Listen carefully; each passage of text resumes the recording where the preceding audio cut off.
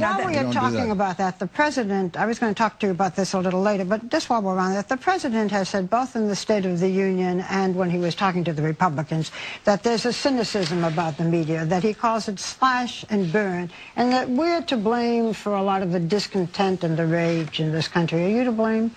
I don't think so. There is cynicism and there is rage, but the vast swath of the American people are temperate, good-natured people who aren't actually thinking about us in Washington as much as we wish they were. But the president himself, when he gets up in front of the Congress and delivers a sermonette on the deficit of trust in Washington, should not, A, flagrantly mischaracterize a Supreme Court decision. I don't know why he thought it was in his interest to pick a fight with the most prestigious institution in Washington. He should not, in the same sermon on trust, say he has proposed a freeze on government spending when he has proposed a selective freeze on 1/6 of the federal budget.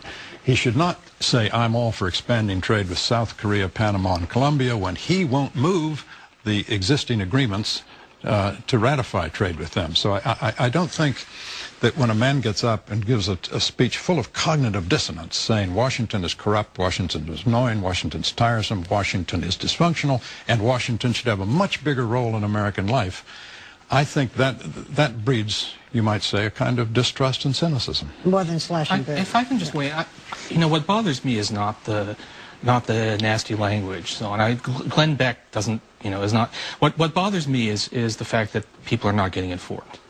That we are going through major debates on crucial policy issues, and the public is not learning about them. And you know, you can say, well, you know, they can read the New York Times, which will tell them what they need to know, but you know, most people don't. They don't read it thoroughly. They get on this healthcare thing. I am a little obsessed with it because it's a key issue for me. People did not know what was in the plan, and some of that was just poor reporting. Some of it was deliberate misinformation. I have here in front of me when President Obama said, you know, why he asked rhetorically, why aren't we going to do a healthcare plan like the Europeans have, with a government-run program, and then proceed to explain why it's different. On Fox News, what appeared was a clipped quote, why don't we have a European-style healthcare plan? Right? Deliberate misinformation.